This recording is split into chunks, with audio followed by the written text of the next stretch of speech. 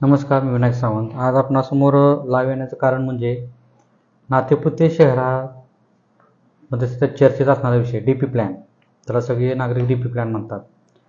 तर ह्या विषयासंदर्भात आज लाईव्ह येण्याचं कारण अतिशय महत्त्वाचं आहे की काल म्हणजे या आठवड्यामध्ये गेल्या आठवड्यामध्ये अनेक लोक मला भेटली किंवा अनेक लोकांबरोबर माझी चर्चा झाली की सध्या नातेपुते शहरामध्ये जो डीपी प्लॅन आहे, जो शहराचा विकास करण्यासाठी जो काय प्लॅन केलेला आहे किंवा आराखडा तयार केलेला आहे, त्या आराखड्यासंदर्भात अनेक लोकांच्या जागेतून असेल, त्यांच्या बांधकाम केलेल्या घरावरती आरक्षण पडलं असेल, कुणाच्या घराहून रस्ते जात असतील, अशा अनेक गोष्टी आपण ऐकतो. त्या चर्चेत मला जायचं नाही. तर मेन मुद्द्याकडे येतो की आज लाईव्ह येण्याचं अतिशय महत्त्वाचं कारण म्हणजे की जे लोक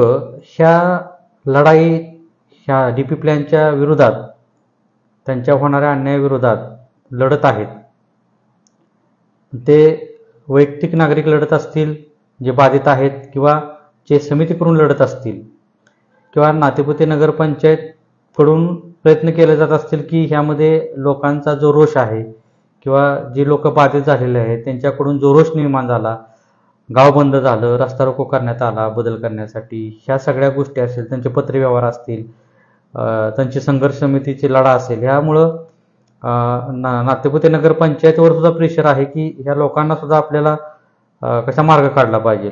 त्या संदर्भात चर्चा होते, मिटिंगा होते, सगळे होते. तर ह्यात अजून एक भर गेल्या लाईव्हमध्ये पण मी सांगितलं होतं की जर लक्षात घ्या, दोन गोष्टी महत्त्वाच्या आहेत. तुम्हाला हा डीपी प्लॅन काही ठिकाणी बदल करून पाहिजे का हा रद्द झाला पाहिजे, ह्या दोन गोष्टीवर विचार केला पाहिजे. तो नगरपंचायत किंवा त्या संबंधित अधिकारी त्यांचा तो विषय आहे. मला त्या विषयाकडे जायचं नाही, कारण विकास झाला पाहिजे नातेपुत्याचा हा सगळ्याला मान्य आहे. परंतु गोरगरिबावर अन्याय होऊन चुकीच्या पद्धतीने विकास करणं, लोकांची घरं पाडून विकास करणं हे कदापिही योग्य नाही, सगळ्याला माहीत आहे. म्हणून माझं अजून एकदा सांगणं आहे की हा विकास आराखडा जो डीपी प्लॅन आहे तो रद्द जर करायचा असेल तर आपणाला शासनाकडं म्हणजे राज्य मंत्रिमंडळाकडं आपल्याला प्रमुख असतात माननीय मुख्यमंत्री साहेबाकडे तो विषय नेला पाहिजे. या अगोदरच्या लाईव्हमध्ये मी सांगितलेलं आहे. आणि नंतर मग ते आपल्याला पुनर्सर्वे करून त्या पद्धतीनं ते करावं लागणार आहे, हे लक्षात घेतलं पाहिजे. हा एक विषय झाला. दुसरा विषय की आता जो मी तुम्हाला सांगणार आहे की जर तुम्हाला फक्त बदलच करून पाहिजे असतील तर ह्यासाठी आता सध्या एक नगरपंचायत आहे, त्या नगरपंचायतचा जो मंजूर मिळालेला आहे, त्या डीपी प्लॅनला मंजूर मिळाला आहे, त्या नगरपंचायतचा आपण अभ्यास केला पाहिजे. तर ती नगरपंचायत आहे बघा, साक्री जिल्हा धुळे. ह्या नगरपंचायतीचा जो डीपी प्लॅन आहे, विकास योजना जो आराखडा आहे, तो शासनाने मंजुरी दिलेला आहे त्याला. आणि त्या संदर्भात अधिसूचना काढलेली आहे त्यांनी जानेवारीमध्ये, 14 जानेवारीला, ह्या वर्षामध्ये 14 जानेवारी 2025ला. तर ह्याचा जर स्टडी केला, जे कोण स्टडी करते त्यांनी ह्याचा स्टडी केला, कारण हे जे काय PDF आहे ती मी शेअर करेन तुम्हाला, या फेसबुक लाईव्हच्या माध्यमातून शेअर करीन, व्हॉट्सअपच्या माध्यमातून शेअर करीन, त्यानंतर तुम्ही ती बघू शकता. त्याचा तुम्ही स्टडी करा.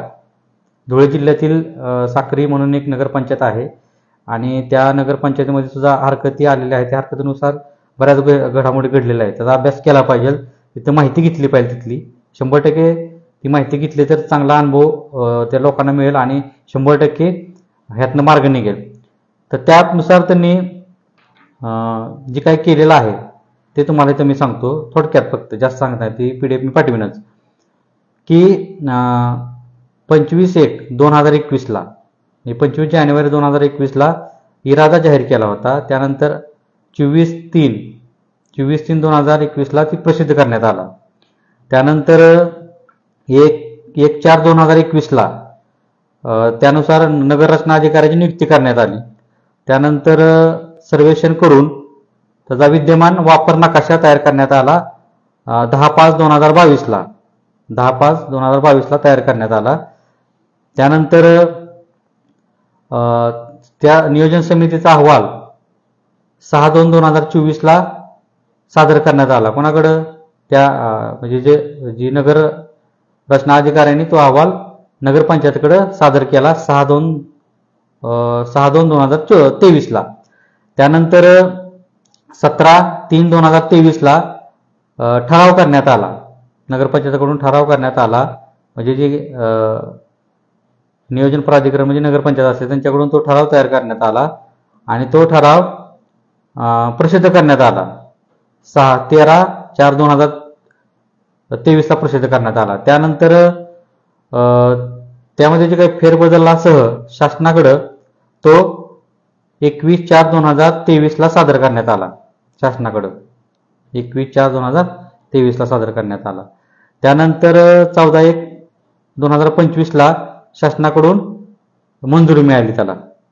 मग त्यामध्ये काय बदल मागणी, काय आरक्षण पडलं होतं, काय बदल करायची मागणी केली आणि शासनाने त्याच्या बदल केला का नाही, अशा पद्धतीचं त्यामध्ये तक्ता तयार करण्यात आलेला आहे. मग तक्त्याच्या वेळी तुम्हाला डेमो म्हणून सांगतो की इथं अनुक्रमांक 1 असं टाकलेलं आहे. त्यानंतर बदल आणि स्थान आणि आरक्षण, त्याच्यावर आरक्षण काय होतं आणि पुढचा कॉलम असा आहे, महाराष्ट्र प्रादेशिक नियोजन व नगररचना अधिनियम 1966 कलम 26 नुसार प्रसिद्ध विकास योजनेनुसार प्रस्ताव पाठवण्यात आला. त्यानंतर 30 नुसार त्यामध्ये काय बदल केला पाहिजे ते तिथं सांगण्यात आलं आणि महाराष्ट्र शासनाने मग त्यामध्ये काय बदल केला ते त्यामध्ये सांगण्यात आलं. अशा पद्धतीनं त्यामध्ये दिलेलं आहे. म्हणजे बदल सुचवला आणि शासनाने बदल केला किंवा नाही केला त्यामध्ये दिलेला आहे. तर ह्याचा जर स्टडी केला तर त्या नगरपंचायतीमध्ये साधारणतः जे बदल आहेत, म्हणजे बदल किती लोकांनी मागणी केली होती त्या बदलानुसार इथं तुम्हाला जर आकडा सांगतो, 16 टोटल 16 बदल करण्यासाठी प्रस्ताव सादर केला होता त्या नगरपंचायतीने. 16 लक्षात घ्या, हे आपण लक्षात घेतलं पाहिजे आणि त्यानुसार ते बदल केलेला आहे. त्याचा एक स्टडी करा, 100% तुम्हाला त्याचा 100% फायदा होणार आहे. नगरपंचायतीचं नाव आहे साक्री नगरपंचायत, धुळे जिल्ह्यातील आहे. मी PDF टाकीनच तुम्हाला. अजून एक तुम्हाला सांगतो की ज्यावेळेस अंतिम मंजुरी मिळते तर अंतिम मंजुरीचा जर स्टडी करा, ही मंजुरी झाली त्यानंतर अंतिम मंजुरी काय असते पुढच्या कलमानुसार असते. तर त्यानुसार उरण इस्लामपूर नगर परिषद जिल्हा सांगली ह्यामध्ये अंतिम मंजुरी मिळालेल्याबाबत एक अधिसूचना काढण्यात आलेली आहे. ती 9/4/2025 आहे. 9/4 म्हणजे ह्या महिन्यातल्या 9 तारखेची ती अधिसूचना आहे. अंतिम मंजुरी ही मग तुम्हाला साक्री नगरपंचायत सांगितली ती मंजुरी होती, ती प्रसिद्ध केली जाते. त्यामध्ये परत काय हरकती असतील त्या बघितल्या जातात आणि त्यानंतर ते फायनल म्हणजे अंतिम मंजुरी केली जाते. अशी प्रक्रिया आहे त्याची, लक्षात घ्या. म्हणून ह्या 2 गोष्टी तुम्ही स्टडी करा, लेटेस्ट मधल्या आहेत, लक्षात घ्या. लेटेस्ट आता सध्याच्या शासनाकडे गेलेल्या याचा तुम्ही स्टडी केला पाहिजे. लक्षात घ्या. साक्री नगरपंचायत जिल्हा धुळे 14 जानेवारी 2025ला मंजुरी देण्यात आलेली आहे, हे लक्षात घ्या. त्याचा एक स्टडी करा. आणि उरण इस्लामपूर नगर परिषद जिल्हा सांगली यांची अंतिम मंजुरी दिलेली आहे 9 एप्रिलमध्ये, म्हणजे ह्या महिन्यामध्ये. लक्षात घ्या, 2चा स्टडी करा. एक मंजुरी दिलेली आहे आणि एक अंतिम मंजुरी दिलेली आहे. याचा स्टडी केला तर 100% संघर्ष समिती असेल, नगरपंचायत असेल किंवा जी लोक कोर्टात गेली असतील किंवा जी लोक वैयक्तिक लढत असतील त्या लोकांना हा 100% फायदा होणार आहे. या माध्यमातून तुम्हाला सांग, ही PDF मी टाकीन फेसबुकला टाकीन आणि व्हॉट्सअपला टाकीन. नातेपुतेच्या सगळ्या व्हॉट्सअपला मी सोडीन, ते सगळ्यांनी शेअर करा पुढं. ओके, या व्हिडिओ बरोबर ते शेअर करा तुम्ही. आता अजून एक महत्वाचा मुद्दा सांगतो की अनेक लोक काल मला भेटले किंवा ह्या आठवड्यामध्ये भेटतात की सर आम्ही लढतोयच, तर तुम्ही सुद्धा ह्यामध्ये थोडंसं सक्रिय झालं पाहिजे आणि तुम्ही लढलं पाहिजे. तुम्हाला मी ह्या फेसबुक लाईव्हच्या माध्यमातून स्पष्ट सांगतो की माझी लढाई ऑलरेडी चालू आहे. मी कागदपत्र घेऊन प्रत्येक नगरपंचायतचा स्टडी करतोय, लक्षात घ्या. ही काही 1-2 दिवसाचा विषय नाही. तुम्ही तुमच्या पद्धतीने लढताय, लक्षात घ्या. पण इथं आपल्याला मान्य आहे की वेळ चाललेला आहे, पुढे चाललेला आहे, परंतु सगळं वेळ चाललेला आहे याचा अर्थ सगळं संपतंय असं नाही. अंतिम मंजुरीच्या अगोदर आपण त्याला आव्हान देऊ शकतो, बऱ्याच गोष्टी करू शकतो, हे लक्षात घ्या. त्यामुळे ते काही असं काय तुमचं गरज पाडणार, तुम्हाला बेगरज करणार, तुम्हाला सोडणार नाही, तर तुमचं सगळं बर्बाद करून टाकणार असं काही नसतं. फक्त अडचण कुठे येऊ शकते की जी लोक बाबा जागा विक्री करण्यासाठी प्रयत्न करत असतील अशा लोकांसाठी ती अडचण निर्माण होऊ शकते, एवढाच विषय आहे. पण जे लोक तिथं प्रॉपर आता राहतात घर बांधून त्यांना काही अडचण येणार नाही. शासन तुमचा विचार 100% करेल, फक्त योग्यरित्या मांडणं पाहिजे. तर परत मुद्द्याकडे तो माझ्या की ही तुम्हाला मी सांगितलं, परंतु नागरिकांना माझं आव्हान आहे की जे बाधित नागरिक आहेत त्या बाधित नागरिकांनी वैयक्तिकरित्या लढलं पाहिजे. आणि मी आव्हान सुद्धा केलं होतं ह्याच्या अगोदरच्या फेसबुक लाईव्हमध्ये की ज्या ज्या लोकांना वाटतं की त्यांनी 100% मला संपर्क करा, 100% त्याबद्दल काय असेल ते करू, आणि 100% पत्रव्यवहार माझ्या माध्यमातून मी पत्रव्यवहार करण्यासाठी प्रयत्न करत आहे आणि करणार आहे. फक्त काही पुरावे मला सादर करणं अपेक्षित आहे, नुसतं पत्रव्यवहार करून चालणार नाही. तर मी आव्हान सुद्धा केलं होतं गेल्या लाईव्हमध्ये. त्यानुसार काही लोक माझ्याकडे आली, त्या लोकांकडून पुरावे गोळा करतोय. अजून काही पुरावे लोक द्यायला तयार आहेत, परंतु काही लोक असे आहेत की त्या लोकांना कुठंतरी असं वाटतंय की श्रेयवादाची लढाई सुरू आहे सध्या, असं बऱ्याच ठिकाणी लोकांच्या चर्चेत येतोय. श्रेयवादाचा विषय नाही, लोकांच्या हिताचा विषय आहे. श्रेय काय कोणाला घेतलं काय घेतलं तर काय फरक पडत नाही, पण जे लोक जी बेघर होणार आहेत, लोकांना जी भीती निर्माण झालेली आहे ती भीती दूर झाली पाहिजे. लोकांवर अन्याय नाही झाला पाहिजे. गोरगरीब लोक आहेत त्या लोकांना कुठल्याही पद्धतीचं ह्या DP प्लॅनमुळं ती बाधित नाही झाली पाहिजे, ह्यासाठी प्रयत्न सर्वांनी केला पाहिजे. यात राजकारण असते, ते राजकारण करणारे करतील, त्याबद्दल मला काय नाही. आणि 100% मी माझ्या पद्धतीनं पत्रव्यवहार करणार आहे. जेवढे मला आवश्यक स्ट्रॉंग पुरावे सादर करण्यासाठी, एखादं पत्र करताना, मी कुठलेही पत्र करताना पुराव्यानुसार स्ट्रॉंग असेल तरच मी करतो. त्यासाठी आपल्याला पुरावे गोळा करणं अपेक्षित आहे, ते मी सध्या करत आहे. माझे प्रयत्न रात्रंदिवस प्रयत्न चालू आहे.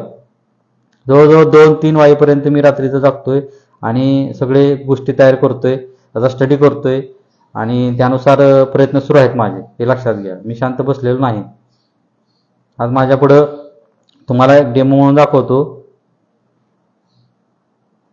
हे सगळी कागद जे आहेत हे सगळे तुमच्या DP प्लॅनच्या संदर्भात सगळे कागद आहेत, बघत चाल.